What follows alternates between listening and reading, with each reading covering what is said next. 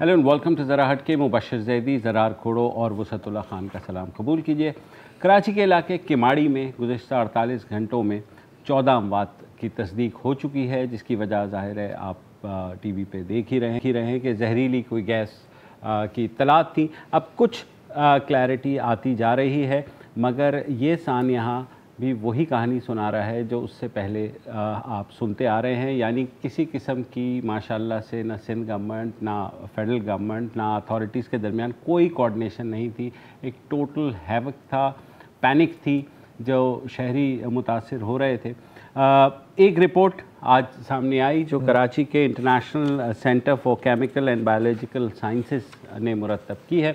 उन्होंने कहा कि उन्होंने जो किमाड़ी में लोग जाँ भाग हुए उनके ब्लड सैंपल्स लिए और उसके बाद वो इस नतीजे पर पहुँचे हैं। और वाज़ेह रहे कि ये प्रिलिमिनरी यानी इब्तिदाई रिपोर्ट है, जिसमें उन्होंने कहा कि उससे ये लगता है कि सोयाबीन की जो डस्ट है, और ये अभी हम बताएंगे कि वो डस्ट कैसे होती है, उसकी जो एलर्जी की वजह से मे बी कंसिडर्ड, यानी इसको शायद ये एक वजह हो सकती है कि ये जो अमवात हुई हैं। अब सोयाबीन कहाँ से आ गई इस सारी सूरत हाल में? अच्छा, इसी रिपोर्ट में सोयाबीन की गर्द से हाँ, अच्छा, ये बज़ाहिर बहुत एक अजीब बात लगती है। हाँ, राइट, मैंने भी जब पहले सुना मैंने कहा यार सोयाबीन डस्ट कैसी बात कर रहे हो। अच्छा, इसकी अगर जो आप आखिरी पैराग्राफ देखें, ये जो रिपोर्ट आई है प्रोफेसर डॉक्टर इकबाल चौधरी की जानिब से, तो कि काइंडली नोट के इस तरह के रिलेटेड एपिडेमिक्स दुनिया भर में भी हुए हैं, और उन्होंने हवाला दिया है बार्सिलोना जो स्पेन का एक शहर है। तो ये बात दुरुस्त है। 80 की दिहाई में बार बार इस तरह के इंसिडेंट्स हुए थे बार्सिलोना में। अच्छा, बार्सिलोना भी एक बंदरगाह है, राइट। और वो तकरीबन टोटल 26 आउटब्रेक्स हुए थे एस्थमा के, तकरीबन 700 लोग मुतासिर हुए थे, तकरीबन 1200 इमरजेंसी रूम एडमिशंस हुई थी और तकरीबन 20 अमवात हुई। ठीक है, लेकिन 1980 वो अपनी जगह सोयाबीन डस्ट है, ठीक है। हुआ क्या कि जब अनलोडिंग हो रही होती है सोयाबीन्स की, और वहां पर तो चलो साइलो के अंदर वो डालते हैं, यहाँ पर शायद ओपन करते हैं, तो उससे जो डस्ट उड़ता है उससे ये कॉज हुआ था, और ये बाद में ट्रेस हुआ है। अच्छा, इसमें जो इनिशियली जाहिर है जब सबने कहा कि पोर्ट पे कुछ नहीं हुआ, जो रियर एडमिरल जमील अख्तर साहब है उन्होंने प्रेस कॉन्फ्रेंस भी कर दी, फिर अली जैदी भी आपको नजर आ रहे हैं, अली जैदी साहब किश्ती में घूम रहे थे, कश्ती में घूम रहे और कह रहे हैं जी बिजनेस एज यूजुअल है वहाँ पर। Again lack of coordination. अभी सीपा वालों से जो सिंध एनवायरमेंटल प्रोटेक्शन एजेंसी है, उन्होंने अब जाहिर है हर कोई अपना मौक़िफ़ तो देगा, उन्होंने कहा कि जी हमने माजी में बहुत से खतूत लिखे एनवायरनमेंट प्रोटेक्शन के हवाले से केपीटी को, मगर केपीटी का हमेशा मौक़िफ़ ये होता है कि जनाब सिंध गवर्नमेंट की यहाँ रेट लागू नहीं होती, हम तो फेडरल वो है, ये हमारा भाई का एरिया है, तो इसमें नहीं आने का। तो ये जो अगेन वही है, लैक ऑफ कोऑर्डिनेशन तो हमें कब से मरवा रही है, और इंशाअल्लाह ताला मरवाती जाएगी। लेकिन जो मुतासिरीन हैं उनकी क्या हालत है? ज़ियाउद्दीन अस्पताल इन पर्टिकुलर पे सबसे ज़्यादा लोग में सबसे ज़्यादा प्रेशर भी है। तो हमारे साथ लाइन पर मौजूद हैं अभी doctor Zahid Ali Fahim, chief operating officer हैं ज़ियाउद्दीन के, और काफ़ी इमरजेंसी रूम में भी इन्होंने ड्यूटी दी है। Thank you very much for joining us doctor साहब।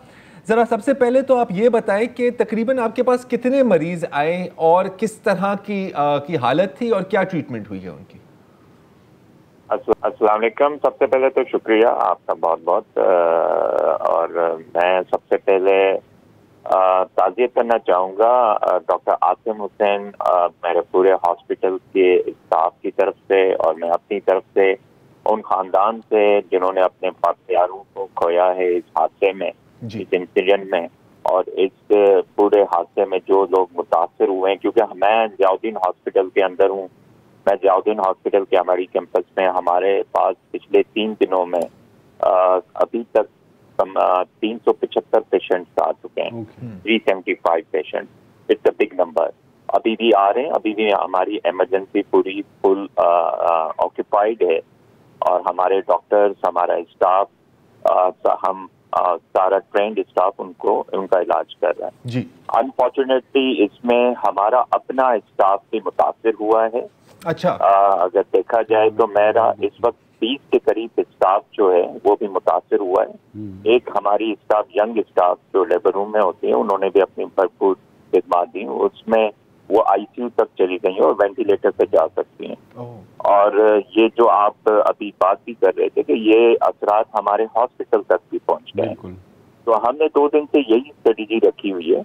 शुरू में हम एडमिट भी कर रहे थे हॉस्पिटल में, अब हम एहतियातन तौर पे ये पेशेंट्स रेफर कर रहे हैं जिना हॉस्पिटल और सिविल हॉस्पिटल जिनकी थोड़ी सी क्रिटिकल कंडीशन है, उनको हम रेफर इसलिए करेंगे, हो सकता है कि अगर असरात यहाँ है तो उनको ज्यादा तकलीफ ना हो और वो जरा इस इलाके से बाहर चले जाए। बिल्कुल। जहाँ तक आपके नंबर्स का सवाल है तो इस वक्त तक, जैसे मैंने पहले भी कहा कि 375 अफराद इस वक्त तक हमारे हॉस्पिटल में ER में विजिट कर चुके हैं, जिसमें से अभी तक जो हमारे हॉस्पिटल में 9 डेथ्स रिकॉर्ड हुई हैं। पहले दिन जो थी वो तकरीबन 4 डेथ थी, उसके दूसरे दिन 5 डेथ हुई हैं। आज अल्हम्दुलिल्लाह हमारे आज कोई डेथ नहीं है और आज देखा जाए तो सिविरिटी ऑफ द सिम्टम्स भी कम है, इतने ज्यादा नहीं है। अच्छा, तो ये अभी तक की सूरत हाल है। डॉक्टर साहब मुझे जरा बताएं, जिनकी अमवात हुई है वो मतलब क्या ज्यादा एजेड थे या उनको कोई प्री एग्जिस्टिंग लंग कंडीशन थी? मैं जरा समझना चाह रहा हूं कि किस तरह के सिम्टम्स वो दिखा रहे थे। देखिए, जिनकी अमवात हुई है ऐसा नहीं है कि वो बहुत ज्यादा उम्र के थे, यंग लोग उसमें ज्यादा थे, 30 से 35 साल। पहले दिन जो जिनकी अमवात हुई थी उसमें 2 खवातीन थी और वो उसमें 40 साल के लगभग उनकी उम्रें थी और 2 यंग मेल पेशेंट थे जिनके तकरीबन 25 से 30 साल की उम्रें थी। बाद में भी जो आने वाले 5 लोग अमवात हुई है उसमें कुछ 1-2 पेशेंट ऐसे थे थोड़े से एजेड थे, बाकी जितने भी पेशेंट थे वो दरमियानी एज और यंग एज के थे। अच्छा, ये जो अलामात हैं ये सारी अलामात जहरीली गैस, जो एलर्जी रिएक्शंस हैं, जो जहरीली गैस है, इनकी अलामात ज्यादातर। बिल्कुल। अच्छा डॉक्टर साहब, सॉरी यहाँ पर हम एक छोटा सा वक्फा लेने बात की कि जहरीली गैस की अलामत होती हैं, तो एक तो पॉसिबिलिटीज फिर आपसे डिस्कस करेंगे कि कौन सी गैस हो सकती है इस वक्फे के बाद।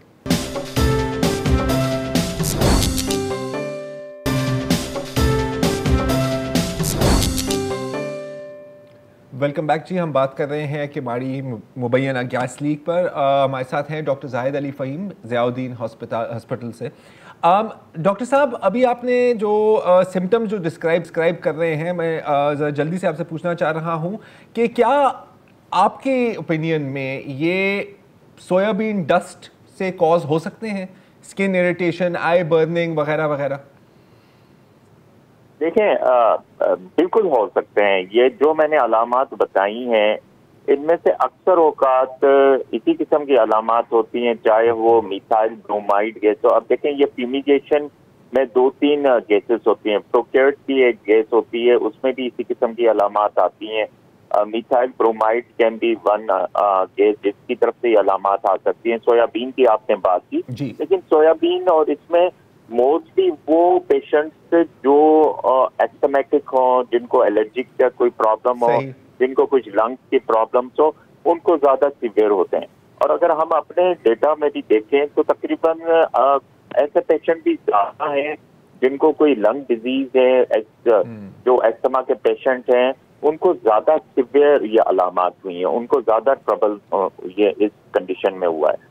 तो ये चीजें तो हैं, लेकिन अब जो कंसर्न अथॉरिटीज हैं वो इस सोर्स को जरूर मालूम करें कि ये कहाँ से गैस है या किसी और वजह से, वो जरूर इस सोर्स को मालूम करें, क्योंकि पेशेंट्स आ रहे हैं अभी भी आ रहे हैं। नहीं है कि पेशेंट्स नहीं आ रहे। मैंने जो बताया 375, अगर 375 में से अगर मैं देखूं तो रात 8 बजे के बाद मेरे पास तकरीबन 25 पेशेंट ER में आ चुके हैं।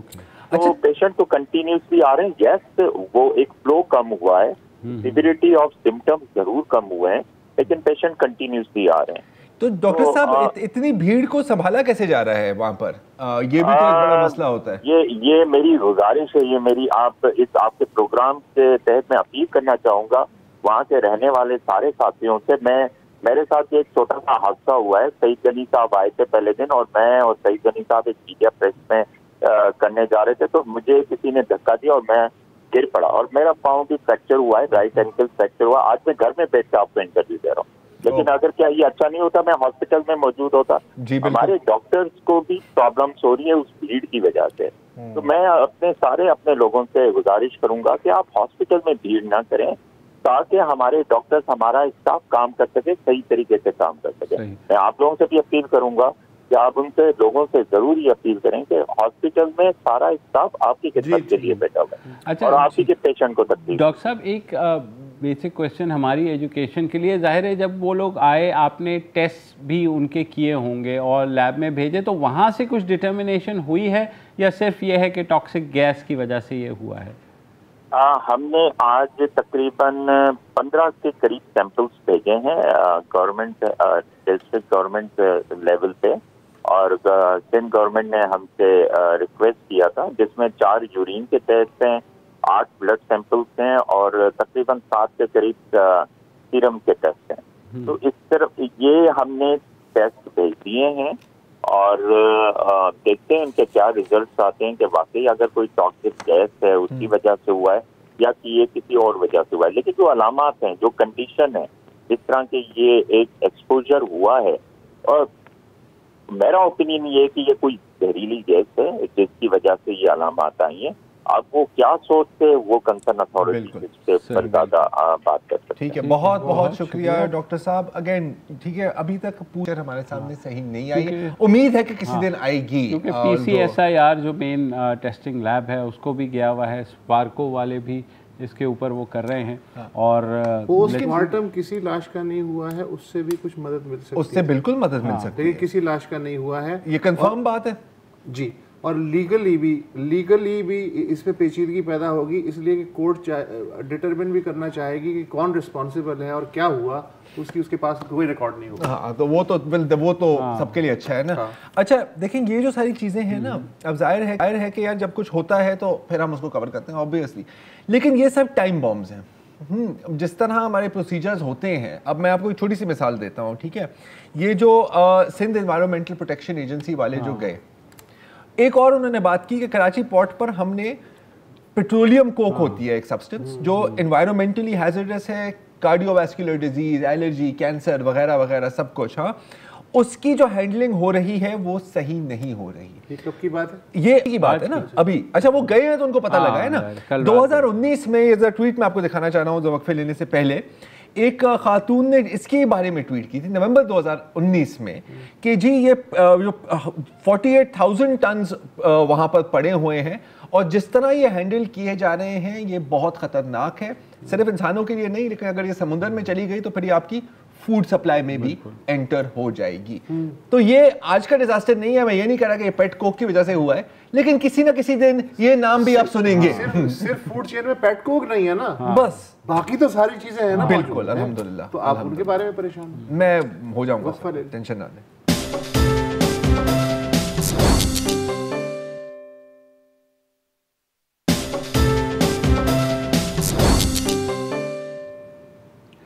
Welcome back. और अब बात करेंगे पोलियो की, जिसकी मुहिम आजकल भी चल रही है।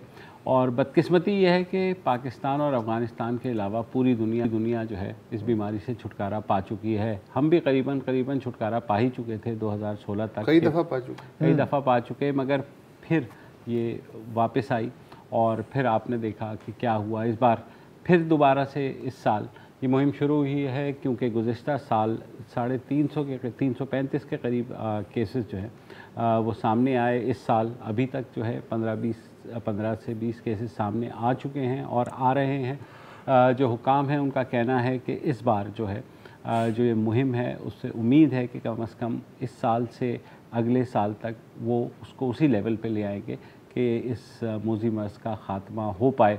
अच्छा, जो लेडी हेल्थ वर्कर्स हैं वो इसकी फुट सोल्जर्स हैं, यानी हम लोग शायद ठंडे कमरों में बैठ के इसके बारे में बारहा बात करते हैं, आगाही फैलाते हैं, मगर जो ग्राउंड पे काम है वो लेडी हेल्थ वर्कर्स, ये पोलियो वर्कर्स जो हैं वो करते हैं। तो हमने सोचा उन्हीं से बात कर ली जाए कि इस मुहिम के दौरान वो क्या करने जा रही हैं और जो कुछ पहले हुआ और आज हो रहा है उस पर उनका क्या मौक़िफ़ है।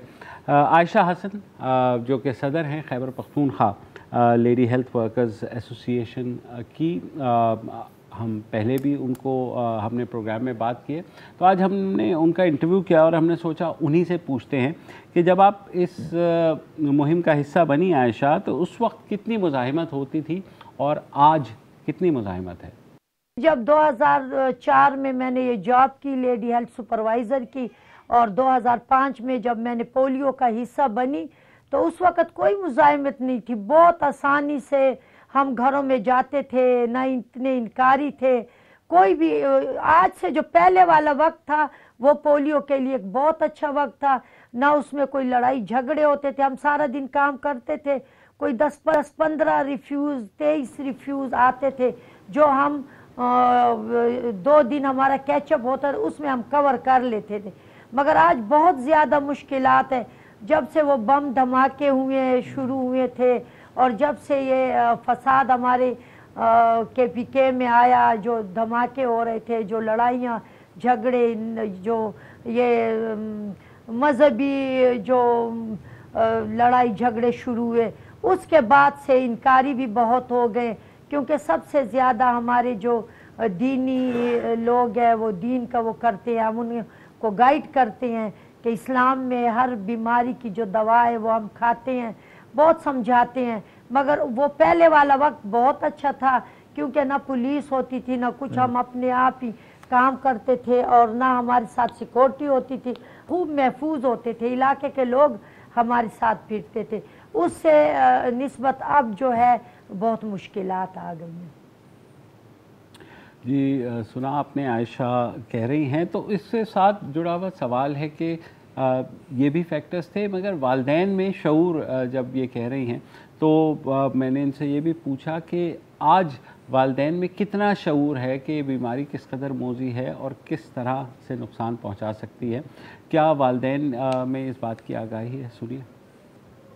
वालिदैन का मैं आपको बताऊं, वालिदैन पहले भी यही वालिदैन थे, अब भी वही। पहले में यही वालिदैन खुद घरों से बच्चों को उठा के सेंटर लाते थे। हमें पूछते थे कि इस महीने पोलियो क्यों नहीं हुई, आपने इस महीने बच्चों को पोलियो के कतरे क्यों नहीं पिलाए। अब वही वालिदैन है, आगाही सब में आ गई है, सबको पता है और पता नहीं वो क्यों नहीं पिलाते। अक्सर लोगों को हम जब कहते हैं कि पोलियो के कतरे या आपके बच्चों को ज़रूरी है, आपको मोहताजी से बचाते, तो वो जल्दी कहते हैं अल्लाह ताला है। हमने कहा अल्लाह ताला है, बिल्कुल हमें अल्लाह ने पैदा किया है, मगर अल्लाह ने सबब भी भेजा है। मैंने कहा जब डॉक्टर के पास हम बीमार होते हैं तो फिर हम क्यों जाते हैं, हम लोगों को कायल करने की कोशिश करते हैं। मगर पहले से ज़्यादा वालिदैन में अवेयरनेस है, अवेयरनेस के बावजूद वो इनकारी हैं। जी आयशा बीबी, बिल्कुल जैसे आप बता रही हैं और दुरुस्त ही बता रही हैं कि पहले बहुत बेहतर था, अब बहुत मुश्किल है। तो अगर मैं आज की बात करूं तो अब आपके ख्याल में लेडी हेल्थ वर्कर्स की माशरे में कितनी इज्जत की जा रही है? लेडी हेल्थ वर्कर की को कोई रिस्पेक्ट नहीं।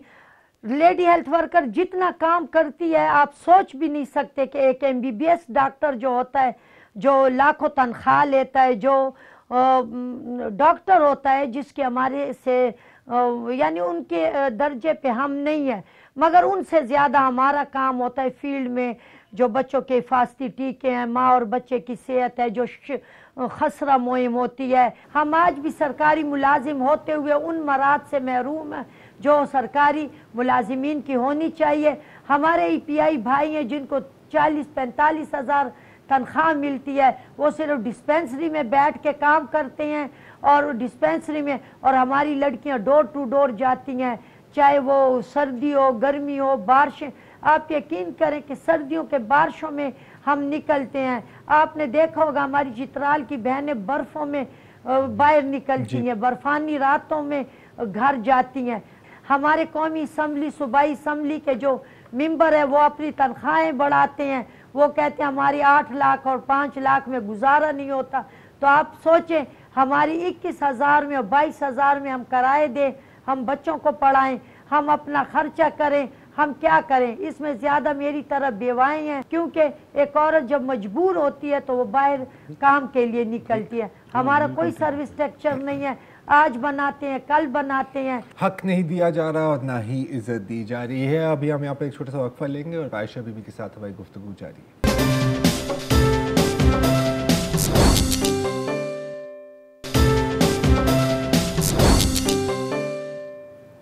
वेलकम बैक जी। हमारी बात हो रही है आयशा हसन साहिबा से, जो खैबर पख्तूनख्वा की लेडी हेल्थ वर्कर्स एसोसिएशन की सदर हैं। आयशा साहिबा, अभी आप बता रही थी कि हक नहीं मिला, इज़्ज़त नहीं मिलती, लेकिन अब तो बात जान और हिफाजत पर भी आ गई। बल्कि अब क्या, काफ़ी सालों से हम देख रहे हैं कि lady health workers, polio workers की जो हिफाजत करने के लिए आते हैं उन पर भी हमले हो रहे हैं। इनफैक्ट अभी एक दिन पहले ही स्वाबी में एक आईडी ब्लास्ट में एक पुलिस एहलकार शहीद हुआ था।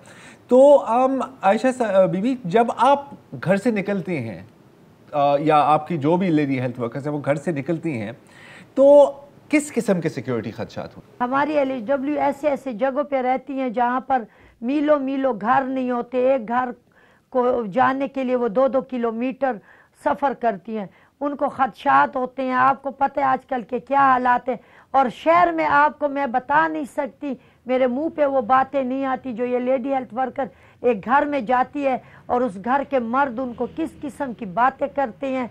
हम भी किसी की बहनें हैं, हम इज़्ज़तदार लोग हैं, इज़्ज़तदार घराने से हमारी सब बहनें ताल्लुक़ रखती हैं। हमें इतनी हमारी ऐसी LHW ने मुझे फ़ोन किया, मैं गई हूँ, वो मसले हमने हल किया है। मैंने उनको कहा है कि हम रिपोर्ट करते हैं, मगर वो कहती हैं कि हमारी ख़ानदानी मसला है, तो इस वजह से वो चुप रहती हैं। हमें बड़ी मुश्किलात का सामना करना पड़ता है, मैं आपको अब बता नहीं सकती, क्योंकि इन सब में अगर हम बताना शुरू कर दें तो हमारी बहुत लेडी हेल्थ वर्कर को उनके अपने घर वाले ही जिंदा न छोड़े कि तुम्हारे साथ ये होता है, इतनी बेइज्जती होती है और तुम फिर भी बाहर निकलती हो। क्योंकि जब एक बेवा मजबूर होती है और वो काम करती है, अक्सर हमारी जो लेडी हेल्थ वर्कर हैं वो बहुत गरीब घराने से ताल्लुक़ रखती हैं, बहुत गरीब होती हैं, उनके छोटे छोटे बच्चे होते हैं जिनको पढ़ाना होता है। आप यकीन करें, जब पहले 6-6 महीने 7-7 महीने उनकी तनख्वाहें नहीं होती थी, अब तो शुक्र है हर महीने मिलती हैं, मगर ना होने के बराबर है कि उस तनख्वाह पे क्या होता है। अब हमारी उम्मीद है, और हमें जो 14 पैकेज नहीं मिलता था, मगर इस दफ़ा जो हमारी सवाबी में 2 बहनें कत्ल हुई, शहीद हुई, उनके लिए हमने आवाज़ उठाई। मगर हमारी ये खुशकिस्मती है कि हमारे पर का जो DG है ताहिर नदीम साहब एक इंतहाई ईमानदार आदमी है, और हमारे इंशाल्लाह उम्मीद है वो हमारी इन बहनों के लिए 14 पैकेज भी करेंगे। अच्छा, आप पोलियो के खिलाफ जहाद का हरावल दस्ता हैं, आप बराह रास्त फील्ड में हैं, पोलियो की मुहिम ये इंसदाद की कई बरस से चल रही है। आपके ख्याल में अब तक पोलियो पाकिस्तान में ख़त्म ना होने की सबसे बड़ी वजह क्या है? अब जिस तरह हमारा पेशावर में बेस कम्युनिटी वर्कर इन्होंने लिए, फिर उनके लिए इन्होंने TTM कहते हैं वो लिए, फिर उनके लिए काउंसलर ही हैं। अब वो सारे, जिस तरह मेरा इधर इलाका है बड़ा बेर, उधर का लड़का आके पेशावर में काम करता है, इन्होंने ये पॉलिसी बनाई थी हम उस इलाके के लोग लेंगे, उस इलाके के लोग, जिस तरह मैं इस इलाके हूँ, मुझे लोग जानते हैं, वो इनकारी भी मुझे जानते हैं, तो मेरी वजह से वो पोलियो पिला देते हैं, चाहे उनका दिल हो, क्योंकि हमारे हमसाए होते हैं, हमारे इलाके में रहन सहन उनके साथ होता है। मगर ये सिफारशी दूर दूर से आके आ जाते हैं, तो वो बैठे रहते हैं डिस्पेंसरी में, उनको कोई पता नहीं है कि इस इलाके में ये आदमी कौन है, ये आदमी इसको किस तरह डील करना है, इसको किस तरह कायल करना है पोलियो के लिए। और मैं कहती हूँ जब तक पोलियो में पैसा होगा, ये डॉलर आएंगे और ये पैसा होगा, अभी पोलियो ख़त्म नहीं होगी, क्योंकि सब लालच आ गया। लालच जब आ जाता है तो आपको पता है, जब तक ये पैसा इसमें अनवाल है, डॉक्टरों को लाखों रुपए, 10-10 लाख, 5-5 लाख, 15-15 लाख रुपए एक डॉक्टर ले रहा है, और ये हुकूमत खुद ही ख़त्म नहीं करना चाहती पोलियो। अगर ये ख़त्म करना चाहती है तो इसमें से पैसा ख़त्म करे, हम करेंगे ना, क्यों? ये हमारे बच्चे हैं, यह हमारा मुल्क है, हम अपने मुल्क को इस बीमारी से पाक करेंगे। ये सरकारी लोगों से कराए, ये लेडी हेल्थ वर्करों से कराए, ये EPI वालों से कराए, ये LHV से कराए, ये FMT से कराए, ये डॉक्टर से कराए, तो इंशाल्लाह ये पोलियो ख़त्म होगा। मगर जब तक इसमें डॉलर और पैसे इन्वॉल्व होंगे और रिश्वतें इन्वॉल्व होंगी, ये कभी ख़त्म नहीं होगा। अच्छा, इतनी रुकावटों के बावजूद हर कुछ माह बाद पोलियो इरेडिकेशन की मुहिम चलानी पड़ती है, इसलिए कि फिर लाखों बच्चे 5 साल की उम्र तक पहुंचने वाले होते हैं। ये पोलियो के खात्मे की इस तरह की जो मुहिम्मात हैं किस हद तक कामयाब है? कोई भी नहीं आ रहा है, ना कोई खुशी से नहीं पिला रहा है। ये हुकूमत और यही पुलिस के जोर पे अब तो उन्होंने पकड़ना भी छोड़ दिया है, क्योंकि वो पकड़ के ले जाते थे, शाम को छोड़ देते। यही लेडी हेल्थ वर्कर है और यही कम्युनिटी बेस्ड वर्कर जो है, ये डरती थी क्योंकि उन्होंने उसी गली में रहना था, तो अगर वो किसी के आगे क्या शिकायत करती। अभी भी हमारी कुछ 4-5 मुहिम हमारी लेडी हेल्थ वर्करों ने की, जिसमें फेक फिंगर मार्किंग बहुत निकले हैं, क्योंकि हमारी लेडी हेल्थ वर्कर कभी भी फेक फिंगर मार्किंग नहीं करती, रियल काम करती थी। अभी हमारे अपने लोग जिनको हम जानते हैं, हम जाके कहते कि आपने पोलियो नहीं पिलाना था, पिला रहे, वो कहते हम निशान लगा देते, हम पोलियो नहीं पिलाते। निशान लगा देते हैं, पोलियो नहीं पिलाते। सुना आयशा हसन का, इसका मकसद सिर्फ यही था कि ज़ाहिर है लेडी हेल्थ वर्कर्स को भी सपोर्ट चाहिए, और जितना बड़ा ये चैलेंज है हमारे सामने, बिल्कुल रीढ़ की हड्डी है, और उनको बहैसियत माशरा, बहैसियत हुकूमत, बहैसियत जो शहरी हमें सपोर्ट करना होगा, वरना हम शायद 3 साल बाद भी यहीं खड़े हुए हों और यही बातें कर रहे हों। देखिए, हमेशा ये मिसाल दी जाती है ना, फ्रंट लाइन सोल्जर्स हैं, मुजाहिद हैं, so on and so forth. तो इसी एग्जांपल को थोड़ा आगे ले जाएं आप। ऊपर आपका जर्नैल जितना भी चिता है, हाँ, वो बैठ के नक्शे पर लाइनें बना रहा है कि सर तुमने यहाँ से जाना है, तुमने यहाँ से जाना है। अगर ग्राउंड पर आपका जो सिपाही है, जिसके हाथ में बंदूक नहीं, यहाँ पर पोलियो के कतरे हैं, अगर उसका ख्याल नहीं रखा जा रहा, वो मोटिवेटेड नहीं है, आप जंग नहीं जीत सकते, चाहे आपके पास दुनिया जहान के टैंक और F-16, it can not be done. और उसके बैक ऑफ माइंड में ये नहीं है कि अगर मैं मर जाऊं तो मेरे बच्चों को रियासत देख लेगी, जैसा कि हर फ्रंट लाइन सिपाही के ज़हन में खदशा होता है, यही हमारे पोलियो के सिपाहियों के ज़हन में भी ऐसा ही है। तो उसके बगैर काम नहीं चल सकता।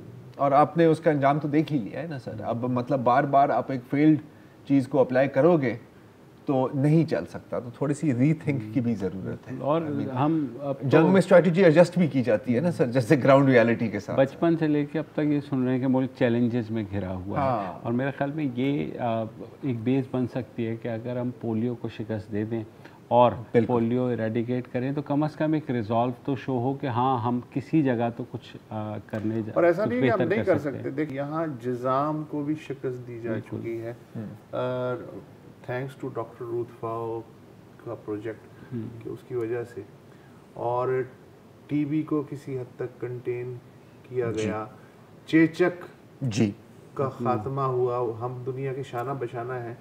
तो अगर ये हो सकता है तो फिर पोलियो भी हो सकता है, अगर पोलियो को पॉलिटिकल और रिलीजियस वेपन के तौर पे इस्तेमाल ना करने के लिए कोई तरीका जो है रियासत ढूंढ ले। अभी इसी बात पर एक इंटरेस्टिंग चीज़ ये है कि हमने एक ट्रेंड देखा है, हाँ, कि हम इस इलाके में पोलियो के कतरे नहीं पिलाने देंगे किसी को। पूछो क्यों? क्योंकि हमारे यहाँ स्कूल नहीं है। लकी मरवत में अभी यही एक इंसिडेंट हुआ है और कह रहे हैं कि जी हमने बॉयकॉट किया। पूछा क्यों? जब तक हमारी ट्यूबवेल सही नहीं होगी। याद नहीं, सोराबगोट में भी %% यही कि जी वहाँ पानी चूंकि नहीं आ रहा या टंकी नहीं बन रही है, इसलिए हम पोलियो बिल्कुल।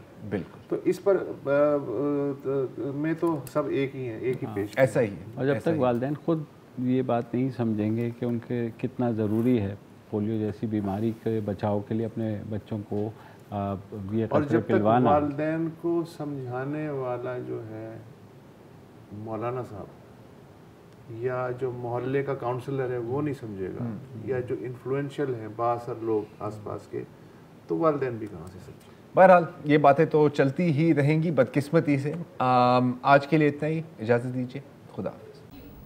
अस्सलाम वालेकुम। अगर आपको हमारे शो पसंद आया है तो प्लीज़ हमारे YouTube चैनल को सब्सक्राइब करें, और अगर मुनासिब समझे तो इस वीडियो को लाइक भी कर लें, तो कोई हर्ज नहीं है, और शेयर भी कर लें और कमेंट भी कर दें, वरना वो सब ऐसे ही लिखते रहेंगे। और ये जो दोनों कह रहे हैं ये कर लें जी प्लीज़, नहीं तो हमें भी घर जाना है, मैं आपके कंप्यूटर में नहीं रहना 24 घंटे। सही बात।